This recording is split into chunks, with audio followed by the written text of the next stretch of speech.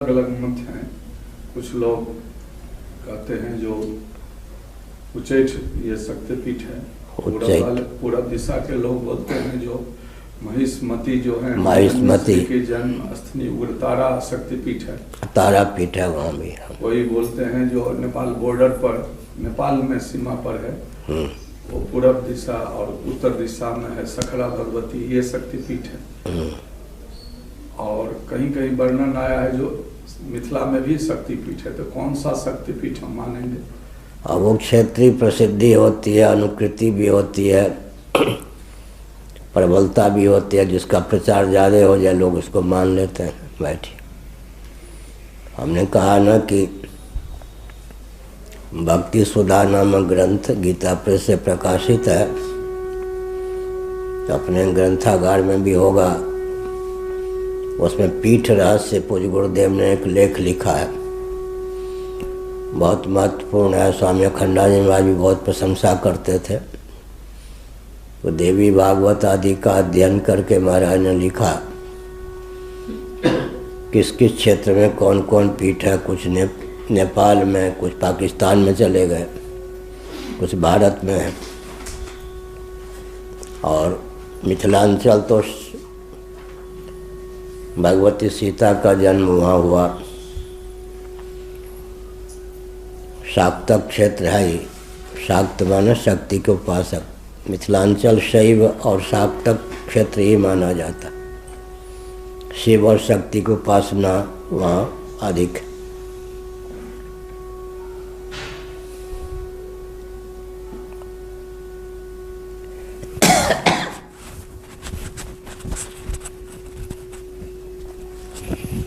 उच्चैठ में कालिदास को सिद्धि प्राप्त हुई थी। भगवती ने उनको सर्वज्ञ वहीं बनाया था। अब वो कालिदास को मध्य प्रदेश वाले ले गए मिथिलांचल वाले इतिहास की रक्षा नहीं कर पाए।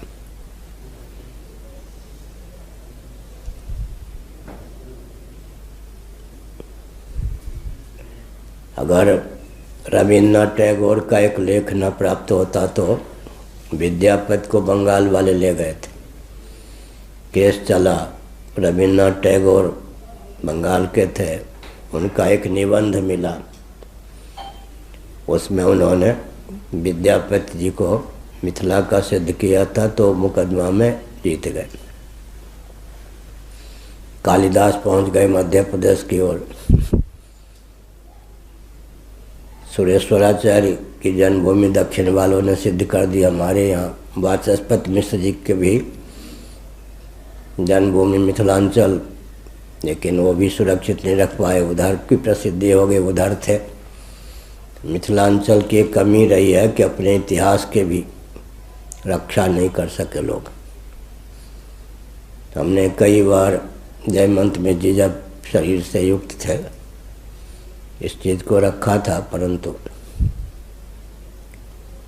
हिंदुओं में कमी है कि हाय धन, हाय मान, हाय प्राण, हाय परिजन। मान भी कमजोर, कम। धन प्राण परिजन में ही चिपके रहते हैं। राष्ट्र के लिए, संस्कृति के लिए, इतिहास की रक्षा के लिए प्रायः काम नहीं करते। इसमें सबसे ज़्यादा दुर्बलता मिथिला वालों ने दूसरे के अधिकार को न छीने, तथ्य को न छीने, लेकिन जो घटना जहाँ घटी वो इतिहास की भी रक्षा वहाँ के व्यक्ति नहीं कर सके। आगे पूरे की भारत अपनी मेधा शक्ति, रक्षा शक्ति का उपयोग,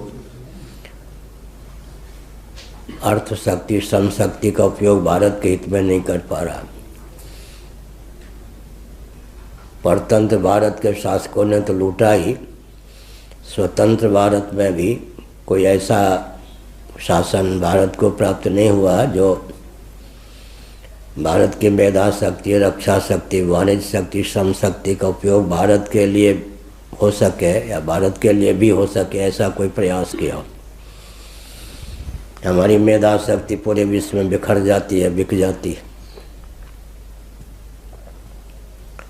हमारी श्रम शक्ति उत्तर प्रदेश और बिहार के जो श्रमिक हैं उन्हीं के बल पर हरियाणा की खेती है, पंजाब की खेती है। वो लोग तो आलसी बन गए, इन्हीं से काम खूब लेते हैं।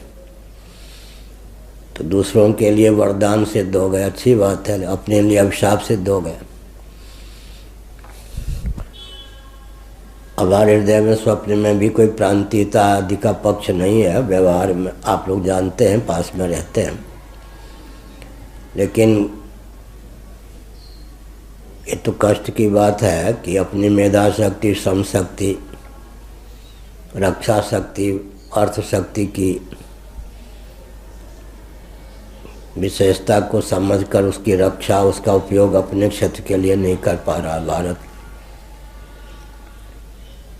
मोदी जी ने जो गुप्त रीत से सैनिकों को भेजा था उसमें बिहार के भी सैनिक थे। पाकिस्तान में काम करके चुपके से जीवित चले आए, लौट आए। तो भारत में अपनी मेधा शक्ति, रक्षा शक्ति, वाणिज्य शक्ति, श्रम शक्ति के उपयोग की क्षमता नहीं। कच्चा माल हमारा, जबकि क्षमता है भारत में कि उसको पक्का माल बना दें, लेकिन बाहर जाता है 100 रुपये केजी की सामग्री 10,000 रुपये केजी में हम लोग खरीदते हैं। भारत का धन तो वहाँ चला जाता। यहाँ विश्वविद्यालय ढंग से नहीं बने कि हमारे व्यक्ति बाहर जाकर जो विद्या अध्ययन कर में भारत का धन वहाँ जाता है या नहीं, ऑक्सफोर्ड यूनिवर्सिटी आदि में। तो क्या भारत विद्या का केंद्र रहा है? नालंदा ये सब का इतिहास है। तो भारत में ऐसे शिक्षण संस्थान नहीं बन सकते कि भारत शिक्षा की दृष्टि से जो शोषण का केंद्र बन गया है। बाहर जाके अरबों रुपए भारत के प्रतिवर्ष खर्च होते हैं बाहर से प्रशिक्षण लेने में।